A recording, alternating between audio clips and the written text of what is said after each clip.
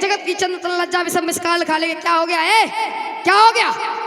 अकड़ते ही तो जाते हो, जगत के बेर सिंहों को उन्हीं फरसा दिखाते हो। तेरी सीना जोरी सारी थौल मिला दूंगा, तेरी शेखी शान भुला दूंगा और तुझे क्षण में मिट्टी में मिला दूंगा।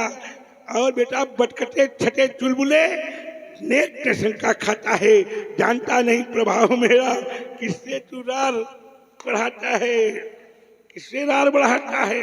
और दूध यहाँ डूब जाए ये हो रघुनाथ, समझ जाओ अभी कहने से, नहीं तो दांत भी खट्टे बनाऊंगा।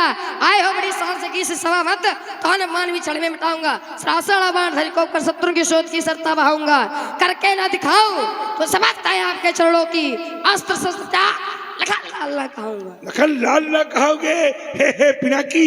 अरे दोनों है पिनाकिया ने वाके भूतन का तन से मिल गई हो। तार के अपार बोध, छाड़ के दया का बोध, सबरी नर नारियों को ठान बुलाऊंगा।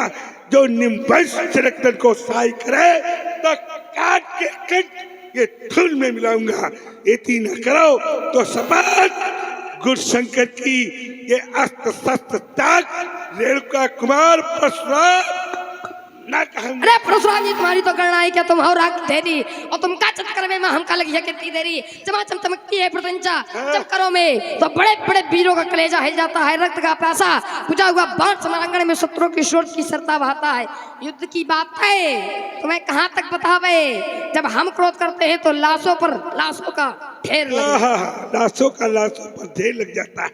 सिंह चलता है अकेले और सियार चलते टोली में। और तुम्हारे जैसे विद्वानों को हम डाले रहते झोली में। बकट है बतूनी, बच्चात है बिलोकपाल, प्रताप बलजोरी बैर की बढ़ावे रे।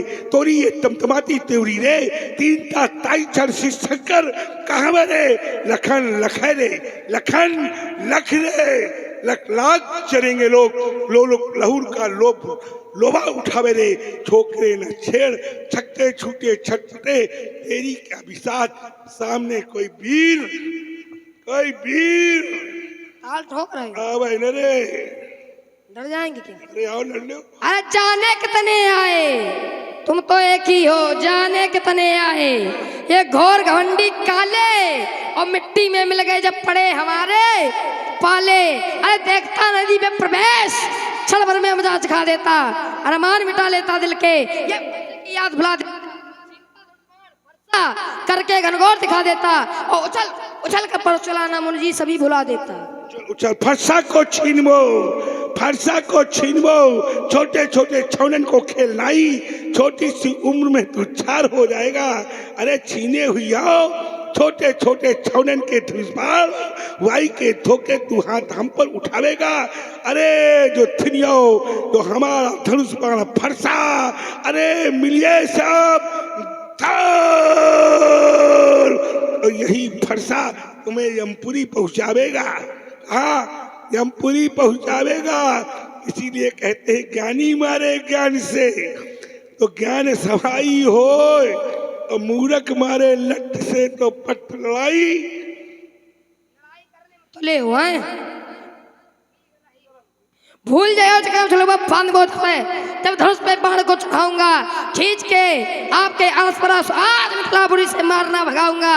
तो सभा में पुकार कहो, अस्त्र शस्त्र त्याग लखन लाल ना कहो। अरे ज्ञानी होकर समझ न पाए वो फिर कैसा ज्ञानी है। और आज समझ में आ जाएगा किसमें कितना पानी है। अरे सुन मेरे लक्ष्मण, अरे तू क्या जाने है पानी है? पानी जानते हो क्या है? पानी के बारे में जानते हो? जीवन है संग्राम यहाँ पर टिकते पानी वाले। और हमने देखे सिंह बहुत से गरज कर आने वाले। अरे मिला न उनको कोई वीर जब पड़े परस के पाले। और जीवन है संग्राम यहाँ पर टिकते पानी वाले। तो मैंने भी हठानी है, पानी की बात कर रहे हो तो मैंने भी हठानी है। वो अभी प्रकट कर दूंगा कि इस दूध में कितना पानी है। अच्छा तो मैंने भी हठानी है और आज साफ प्रकट हो जाएगा कि इसमें कितना पानी है, किसकी मैया ने कितना दूध पिलाया है। और सामने अच्छा ऐसा है। हाँ। जहाँ अपनी गलती हो वहाँ गलती मान लेनी चाहिए। गलती तुम्हारी है।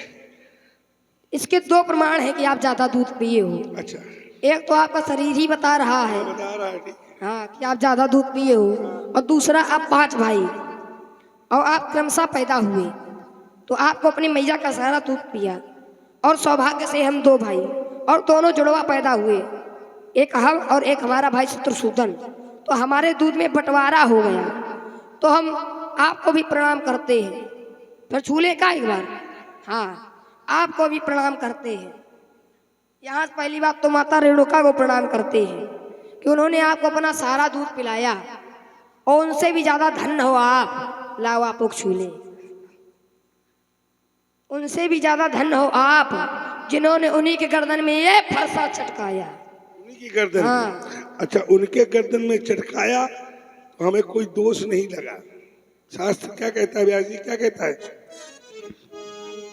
कहे लखने मुनि ना, ना, परशुराम पितुआ क्या राखी, वो आपका विषय नहीं है, आप वहीं रहो, ये मेरा विषय। परशुराम पितुआ क्या राखी, हमारी मातु लोक सब साखी। मैंने माता का वध किया, कोई दोष नहीं लगा। 4 भाइयों का वध किया, कोई दोष नहीं लगा। तुम्हारा भी वध कर दूंगा, मुझे कोई दोष नहीं लगेगा। क्यों? क्योंकि मेरा अवतार है। कैसा अवतार है? तो शास्त्र कहता है मीन कमठ। क्या है मेरा? जब जब नाथ सुरन दुख पायो, नाना तनु धरी तुम्हें नसायो। कौन नसायो? मैं। कौन? किस रूप में? तो शास्त्र कहता है मीन कमठ सुकर नरहरि, अबामन परशुराम। परशुराम बप धरी, तुम उसे इदु नहीं कर सकते, क्योंकि तो राज बलम मम मंत्र बलम, तो सैन्य बलम मम श्राप बलम, तो धान्य बलम मम योग बलम। ब्राह्मण सबलम सबलम सबलम, ब्राह्मण सबल है। मैं फरसा रख दूं तो भी तू मेरा कुछ नहीं कर सकता। क्यों? क्योंकि मैं ब्राह्मण हूं। क्या हूं? ब्राह्मण। और देखिए, मैं केवल एक मंत्र पढ़ूंगा, उस मंत्र को पढ़ते तुम और पूरी अयोध्या सहित एक बार में भस्म कर दूं। कर दूं? ओम हम हीम हौ हा लक्ष्मणस मर्दई मर्दई उच्चाटई उच्चाटई छेदई छेदई उन्माद नभ कुरु ओम हौ हा फट स्वाहा। हो गई? हो गया, लेकिन बच गया। कैसे बच गए? क्यों बच गया? क्योंकि मैंने इसमें संकल्प नहीं पढ़ा और बिना संकल्प के कोई अच्छा, भी जब बस के बाहर हो जाए तो संकल्प नहीं पड़ा। अभी संकल्प नहीं पढ़ा। अगर मैंने संकल्प पढ़ दिया होता, ओम विष्णुवे नमः, ओम विष्णुवे नमः, ओम विष्णुवे नमः, ओम ब्राह्मणो ही द्वितीय प्राते श्वेत बारह कल्पे भारतवर्षे आर्यावर्त देशांतर्गते अमुक नाम संवत्सरे अमुक मासे अमुक तिथौ अमुक लग्नौ अमुक ऋतौ अमुक नाम अमुक पिता का नाम अमुक गोत्रे अमुक स्थाने अमुक कर्म करिष्यसे। बेटा तू हमको बता। अभी मुक्त वाराणसी क्षेत्र आनंदमणि महाप्रसाने गौरी घंटक ब्राज देवा क्रमावधे संवत्सरे। क्या क्या कह रहे हो तुम? नहीं, आगल पागल तो नहीं हो गए? चलो, वैसे सन्नपात तुमको लग सकता है। क्यों लग सकता है व्यास जी? संभालो जरा। सन्नपात इसको हो गया, हमें लग रहा है। मोह सकल व्याधि निकरि मूला, और तिनिते पुनि उपजे बहुसूला। काम बात कफ लोभ अपारा, अक्रोध पित्त नीति छाती जा रहा। और प्रीति करें जो तीन भाई। और कौन है तीन? यहाँ तीन ही हैं, राम लक्ष्मण विश्वामित्र। कितने हैं? कितने हैं? तीन ही है ना। तो शास्त्र कहता है प्रीति करे जो तीनों भाई तो उपजे सन्नपात दुख दाई। और तुम कहते माता सूत, मैं देखो सूत पढ़ता हूँ।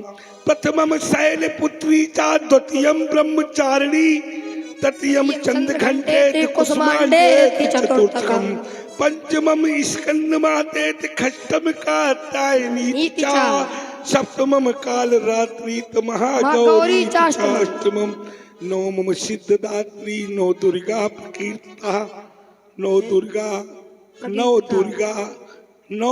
दुर्गा एक शब्द आया स्कंद माता।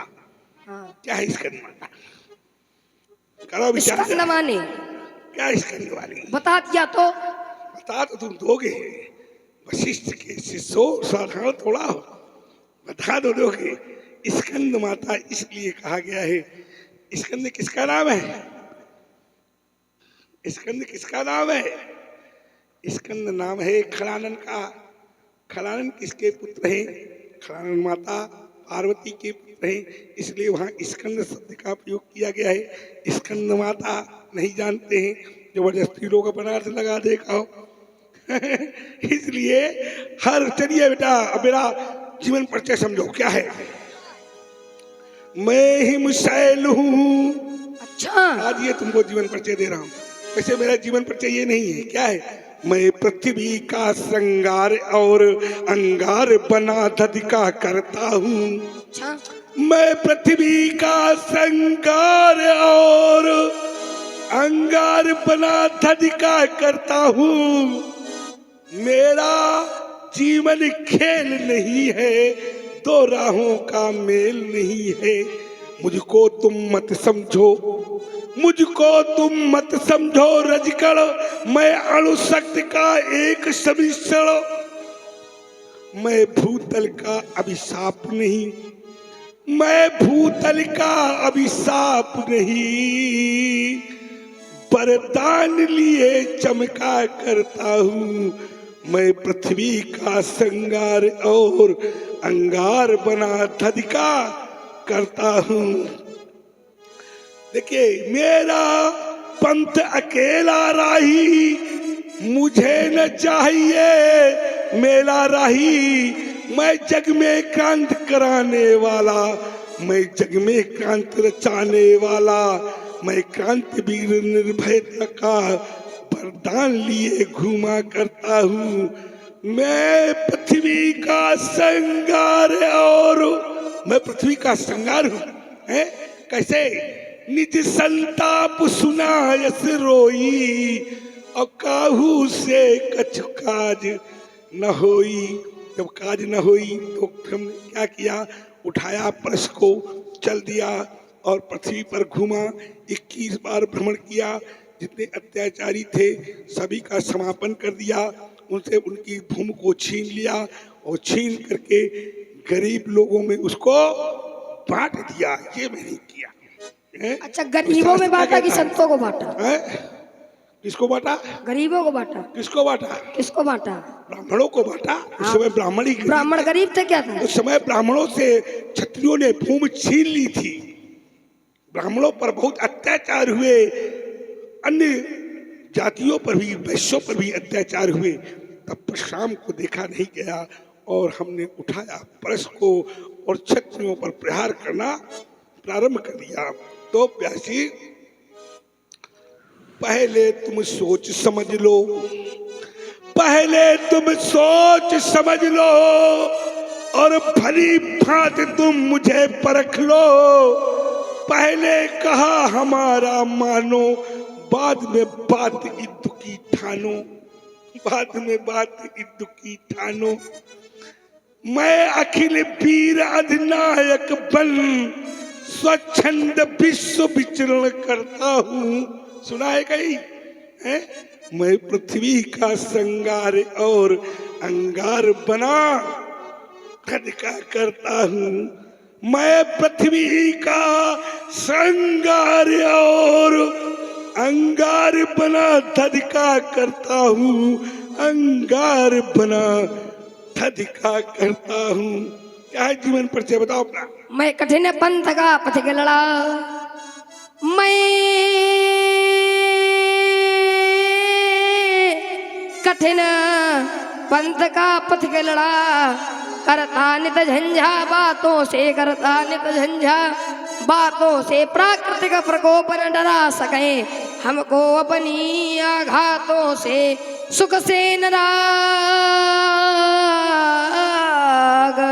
सुख से न राग, दुख से न द्वेष, हो गया पृथक जगन्नाथों से, मैं कठिन पंथ का पथ के लड़ा, करता नित झंझा बातों से।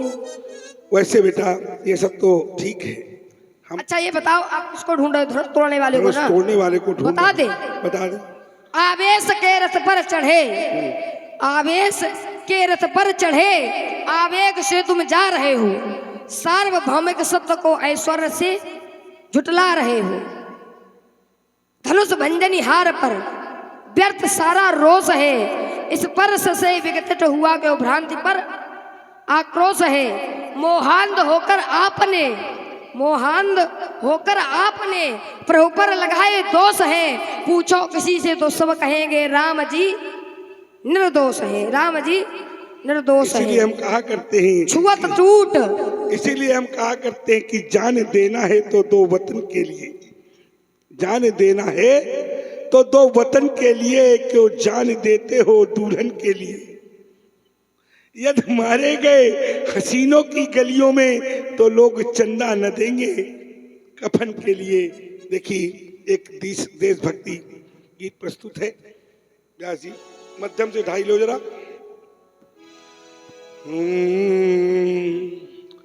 हम भारत के भरत खेलते, ऐसा है, हम भारत के भरत खेलते, सिंहों की संतान से,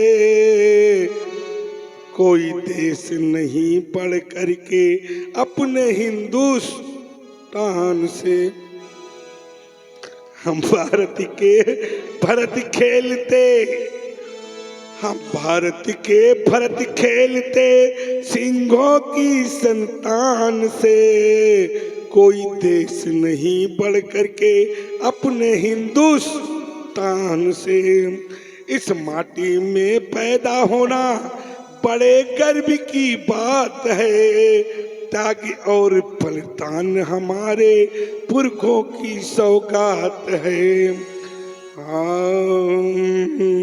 यहाँ जब भी बड़ी बड़ी ज्वालाओं से बढ़कर ये शोर है, कोई मतलब ही नहीं, आवाज कहाँ जा रही है, क्या हो रहा है, अपना ओढ़ के जय बाबा की कोई देखने वाले वाला है नहीं। तो व्यास जी लाओ राम को, आए राम। हाँ जैसे लोग वैसा। रुक जाओ कहाँ राम जी, अब पड़े हो चक्कर में तो राम जी की शरण में जा रहे हो। कौन नहीं जानता आपके बारे में, कहा तुम्हारा सील बता दो। कहे लखन मुनि सील तुम्हारा, को नहीं जान विदित संसारा। कौन नहीं जानता है आपके बारे में, क्या नहीं जानता है। माता ही पिताई, माता पिताई उर्नी भैनी के, गुरु नुरा सोची बड़ जी के। आप माता के और पिता के गुरु ऋण से ऋण है, एक ऋण आप पर शेष है। कौन सा गुरु ऋण, सुसोजनु हमारे माथे काढ़ा, दिन चली गए ब्याज बड़े बाड़ा। अबे आनी ब्यो हरिया बोली, तुरंत देव मैं थैली खोली। आप अपने व्यवहारियों को बुला ले, मैं तुरंत थैली खोल दूं। अच्छा तुम ये बताओ, तुम कौन सी थैली लाए हो जो खोलोगे? व्यवहारियों को बुलाओगे तो पता चल जाएगा। अरे कौन सी थैली लाए हो? व्यवहारियों को तो बुलाओ, फिर खोलेंगे, फिर देखना कौन सी लाए। जा करके अपने गुरुओं से पूछना कि जो है हमारे पास कौन सी थैली है जो लक्ष्मण खोलने की बात कर रहा है। क्या कोई रुपए पैसे की थैली लाया है कि मणिमाणिक की थैली लाया है, या बहुत धन की थैली लाया है? क्या लाया है? कुछ नहीं लाया है। अब जानो तुम, माता पिता ही तुम्हारे लिए सब कुछ लाया है, क्या लोगे बताओ? माता पिता ही बहनी के और गुर रहा सोच बड़ जी के। माता और पिता के ऋण से बालक जन्म जन्मांतर तक ऋण नहीं होता। माता के ऋण से तो बालक कभी भी ऋण नहीं होता कभी कभी नहीं ऋण होता, क्योंकि माता अपने रक्त से बालक को 9 मास रक्त से सिंचित रखती है माता और पिता। इनका माइक दो, क्या बता रहे?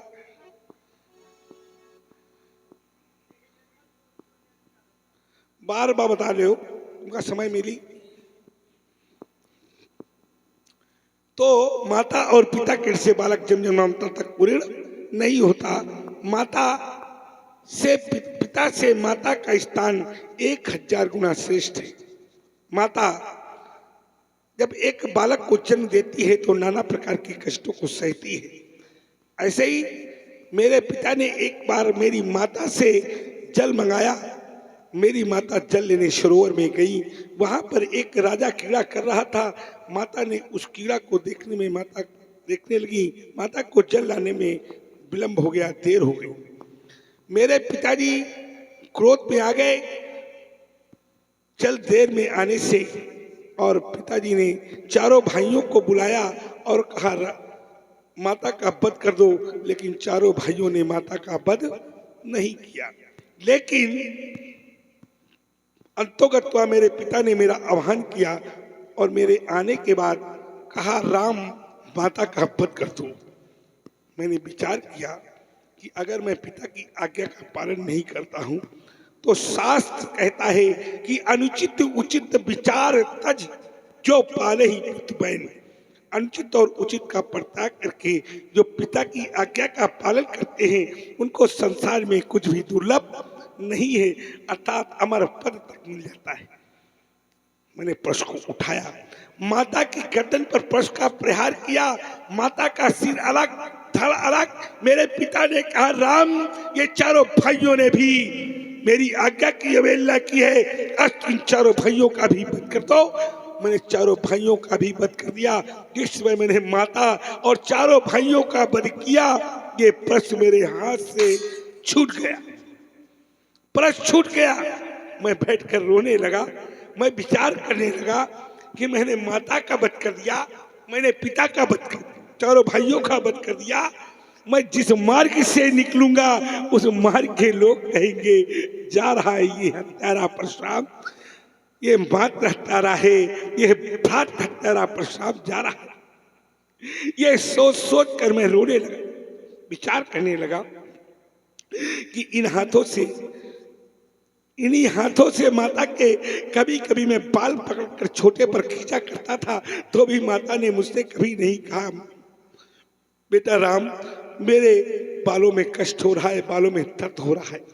कभी कभी माता की गोदी में जब मैं छोटा था लेटा करता था तो माता के वक्त स्तर पर अपने लात का भी प्रहार कर देता था। लेकिन माता ने मेरी कभी ये नहीं कहा कि राम बेटे मेरे पक्ष स्तर पर दर्द हो रहा है। और आज उसी माता का सिर अलग पड़ा है, थड़ अलग पड़ा है। कभी कभी माता की गोदी में लेटे लेटे मैं रोने लगता था तो मेरी माता मुझको देख करके रोने लगती थी। कभी कभी मैं खिलखिला कर हंस देता था तो मेरी मैया भी खिलखिला कर हंसने लगती थी। उन भाइयों को देख रहा था, चारों भाइयों के गर्दन अलग, सिर अलग, सिर के नीचे का भाग अलग पड़ा था। यही भाई थे जिन भाइयों के साथ मैं खेला करता था। सभी भाइयों में मैं छोटा था, बस विश्वान सुखेन और परशुराम सबसे छोटा था। छोटा होने के नाते चारों भाई मुझे हारते हुए मुझे जिता देते थे और स्वयं हार जाते थे। आज वही भाइयों की गर्दन खटखट जमीन पर पड़ी थी। ये सोच सोच कर मैं बहुत तेज रो रहा था। मुझे उसी समय अपने माता के उन दिनों की बातें याद आई जब मैं छोटा था। एक माता कितने कष्टों को सहती है व्यास जी। हे भगवान उस मैया को देखो, वो कितना लाड़ लड़ाती है, खुद तो सोती गीले में पर सूखे में उसे सुलाती है। आप बाद में क्यों बजा रहे, मेरे साथ क्यों नहीं बजा रहे? मेरे साथ बजाया, आप बाद में हमें रास्ता न दिखाए, मेरे साथ बजाए। हे भगवान उस मैया को देखो, वो कितने लाड़ लड़ाती है, खुद तो सोती गीले में पर सूखे में उसे सुलाती है। 9 मास गर्भ में रखती है, 9 मास गर्भ में रखती है, इस तन का दूध पिलाती है। और धन्य है वो ऐसी मैया जो इतने कष्ट उठाती है। धन्य है वो माता जो इतने कष्टों को सह करके एक पुत्र को जन्म देती है, और वही पुत्र अपने माता का सिर काट दे। धन्य है वो देश, धन्य है वो माँ।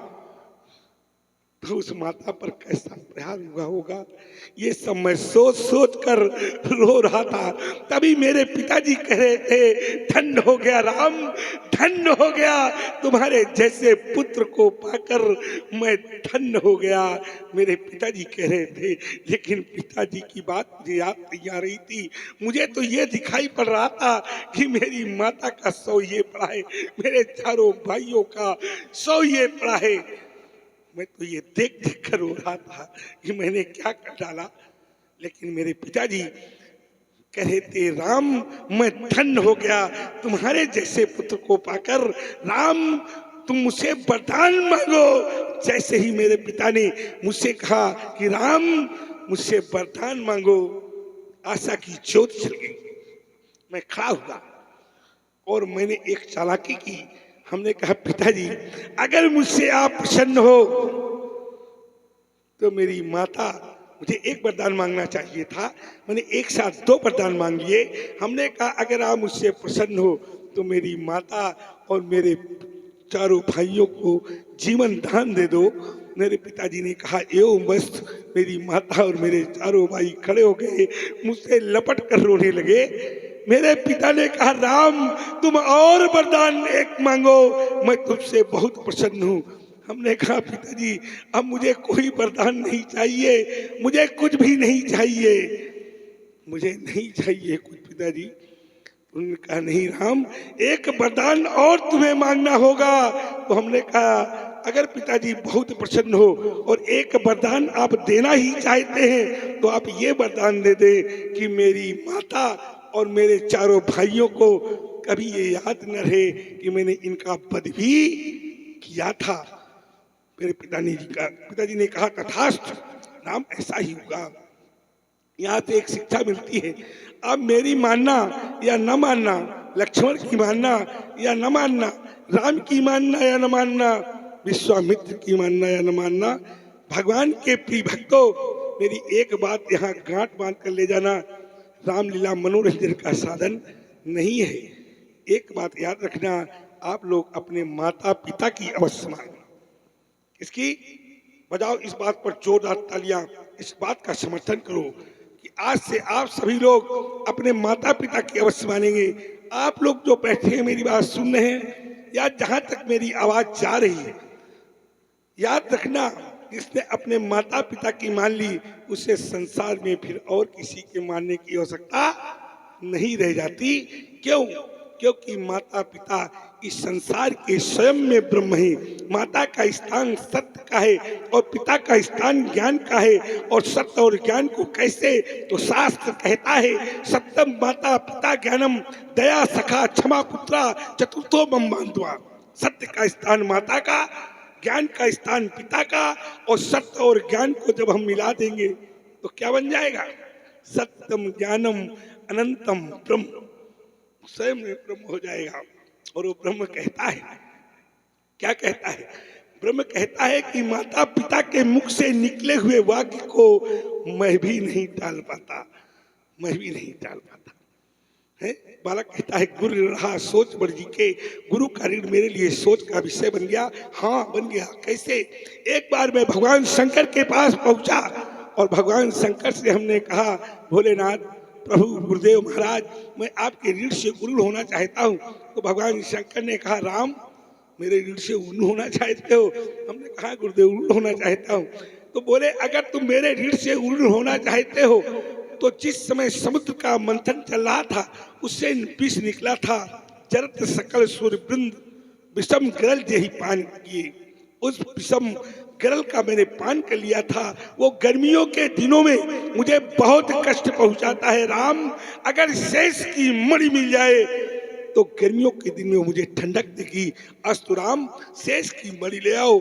मैंने उठाया परस को और मैं चल दिया क्षीर सागर की ओर। पहुंचा मैं क्षीर सागर, शेष नाग को मैंने ललकारा, कहा है शेष की तो मुझे मणि दे या मुझसे युद्ध कर। शेष नाग जहां से चला था एक छंद पड़ रहा था, उस छंद का नाम था भुजंग प्रयात छंद। चतुर्भुजे कारे भुजंग प्रयातम, भुजंग प्रयातम, भुजंग भुजंग प्रयातम,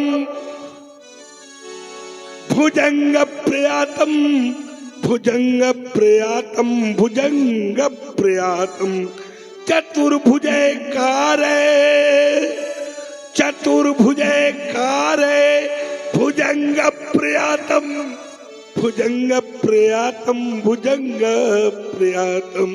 क्या हुआ इसका? सर्प जा रहा है, सर्प जा रहा है, सर्प जा रहा है, सर्प जा रहा है, सर्प जा रहा है। ये कहते हुए शेषनाग मेरे सम्मुख आया और जय हुई शेषनाग मेरे सम्मुख आया। मैंने परश को साधा, प्रहार किया मेरे शेषनाग पर। जिस समय शेष के फनों पर मेरे परश का प्रहार हुआ तो रक्त की धार बह निकली और वो रक्त की धार मेरे आंखों में कुछ रक्त के कण पड़ गए, जिसके कारण मेरे नेत्र बंद हो गए और सर्प वहां से ओझिल हो गया। कौन? शेषनाग। उसको मैं ढूंढ रहा हूं। मुझे लगता है ये लक्ष्मण कहीं शेषनाग तो नहीं है, क्योंकि ये कह रहा है सो जन हमारे माथे काढ़ा, दिन चल गए ब्याज बड़ भाड़ा। कह रहा है क्या मेरे मस्तक में आपने काढ़ा है? कह रहा अब आनी बेवरिया बोली। बेवरिया 1008 भगवान शंकर के 1008 नामों में एक नाम बेवरिया भी भगवान शंकर का है।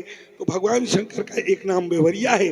कह रहा है भगवान शंकर को बुला ले और तुरंत देव में थैली खोली। कह रहा तुरंत मैं थैली खोलूंगा और आपको आपके ऋण से उरूढ़ कर दूंगा।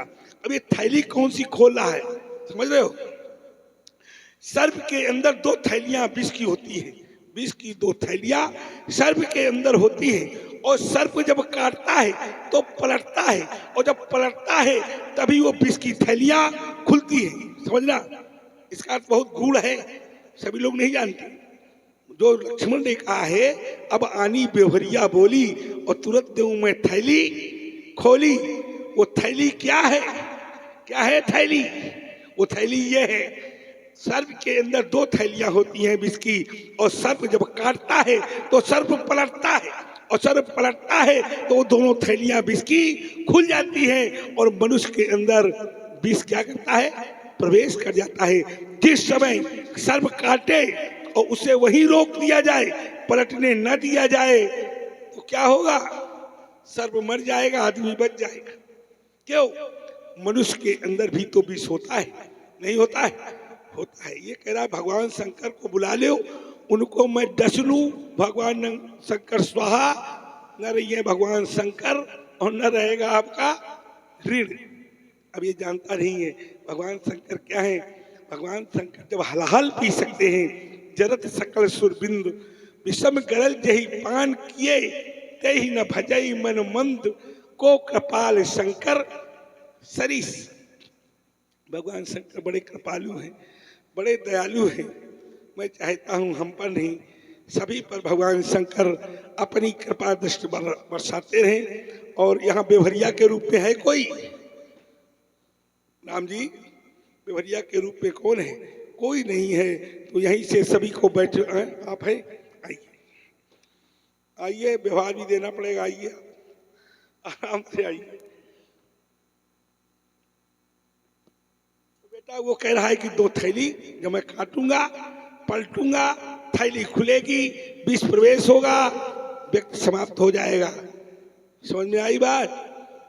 कितनी बातें तुमने नहीं बताई हमने। इनका चिंतन करना, फिर मिलेंगे हम तुमसे, ठीक? कहाँ है महाराज? अच्छा उधर से आ रहे हैं।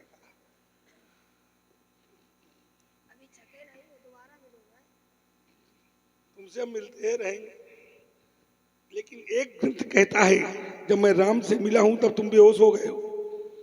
तुम्हारा आता ही पता नहीं, तुम्हारा छोड़ो, तुम्हारे पिताजी का भी पता नहीं, पूरी सेना सभी लोग बेहोश हो गए हैं। वहां पर केवल राम और परशुराम और वशिष्ठ जी 3 ही लोग हैं। ये वाल्मीकि रामायण कहती है। जब मार्ग में मिले हैं, मिला हूं मैं राम से, तो इनका कोई खाना ही नहीं था, ये सब बेहोश पड़े थे। किसका? और ये हमारे पीछे लग रहा है तो उनका कल्याण हो जाएगा। आइए हमारा, आइए, ये देखिए सुंदर सुंदर हमारे व्यवहारी हैं। आओ महाराज देखिए, ये सब वो व्यवहारी हैं। कौन? जो मन से, वाणी से, कर्म से भगवान की भक्त हैं। और मैं चाहता हूं ऐसे व्यक्तित्व को भगवान आजीवन क्या दे, सुख समृद्धि से परिपूरित रखे, और इस कालखंड को छोड़ने के बाद जब ईश्वर के पास पहुंचे तो भगवान मोक्ष की प्राप्ति करवाए, और इनके घर में उत्पन्न होने वाली संतति सभी क्या हो, आगे बढ़ करके जा करके उच्च स्थान, उच्च पद को प्राप्त करें। हमें भगवान से यही प्रार्थना। तालियां बजाओ सभी लोग। देखिए, ये हमारे व्यवहारी के द्वारा तीनों पात्रों का सम्मान किया गया, और भगवान इनके जीवन को सदैव सुखमय समृद्धमय हमेशा बनाए, इनको निरोगी काया दें। और भी यहाँ पर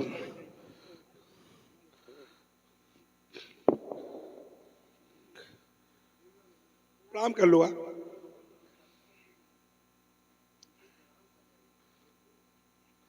अभी ये प्रणाम बोल कर करने का समय नहीं है, अभी बोल कर करने का समय नहीं है।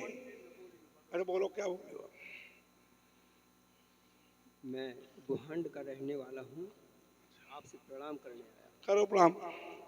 जब प्रणाम करना था तब कहाँ गए? जिला हमीरपुर में रहूं, जिला हमीरपुर में रहूं, और गुहांड है मम ग्राम। परशुराम जी आपको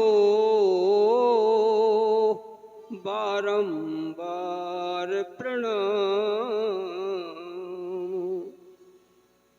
नाम है मेरा शरण, और पिता हैं विष्णु दयालो। बहुत अच्छे। ऐसा आशीर्वाद दो भगवन की लीला हो हर साल। बहुत अच्छी बात है, हर साल लीला होगी, हर साल लीला होगी, ये मेरा शुभ आशीर्वाद है। लेकिन याद रखना मेरी बातों को। क्या याद रखना? बाधाओं से तुम मत घबराना। याद रखना इस बात को। अगर इस बात को याद रखोगे तो लीला होना बंद नहीं हो सकती। क्योंकि इधर आओ, कहाँ जा रहे हो? अरे इधर आओ, प्रश्न करके तुम भागे जा रहे हो। हैं? इधर आओ, कहाँ जा रहे हो? इधर आओ। हाँ, ये लीला प्रतिवर्ष होगी। करना क्या पड़ेगा? जब धर्म के कार्य होते हैं तो बाधाएं बहुत आती हैं, और जब बाधाओं को चीरता हुआ, बाधाओं को से निपटता हुआ जो गंतव्य स्थान को प्राप्त कर लेता है, वही तो इन ईश्वर के दर्शन करता है। तो जब रामलीला करवाओगे या श्रीमद् भागवत कथा करवाओगे या श्री राम कथा करवाओगे तो बीच में बाधाएं आएंगी। ये शास्त्र का नियम है। जब धर्म का कार्य किया जाता है तो बाधाएं अवश्य आती हैं, और जब बाधाओं से जो लड़ते हुए गंतव्य स्थान को प्राप्त कर लेता है उसी को मनुष्य कहते हैं। कैसे कहते हैं कि फूलों की सैया को तजकर, फूलों की सैया को तजकर कांटों का पथ है अपनाते, वो मानो इस अवस्था पर नर से नारायण बन जाते। लेकिन आवश्यकता किसकी है? बाधाओं से तुम मत घबराना, कदम साथ कर बढ़ते जाना, कोई साथ न होने पर भी ये चंदा तारे साथ रहेंगे, दर्द तुम्हारा बांटेंगे वो और तुमसे अपनी बात कहेंगे। तुमको क्या करना है? सच्चा साथी जान उन्हें तुम अपनी सारी व्यथा सुनाना, बाधाओं से तुम मत घबराना, कदम साथ कर बढ़ते जाना। और पथ वह क्या जिसमें बाधाएं बार बार टकराती ना हो। ऐसा पथ हो जिसमें बाधाएं ना हो, वो फिर पथ अच्छा नहीं लगता। कौन सा पथ अच्छा लगता है? पथ वह क्या जिसमें बाधाएं बार बार टकराती ना हो, और तितलियां रोक रास्ता राही को ललचाती ना हो। करना क्या है? डर कर या ललचा कर बीच मार्ग में मत रुक जाना, और कदम साथ कर बढ़ते जाना, बाधाओं से तुम मत घबराना, बाधाओं से तुम मत घबराना, कदम साथ कर बढ़ते जाना। अपने आप भगवान की लीला होती रहेगी, लीला बिहारी की शरण में रहोगे, हमेशा कल्याण होगा। आयुष्मान भव, कल्याण भव। काशी बहुत समय हो गया, धनुष तोड़ने वाला मिला नहीं, अब मिलेगा। कैसे? जान गया हम धनुष तोड़ने वाला कौन है। अति विनीत मृदु शीतल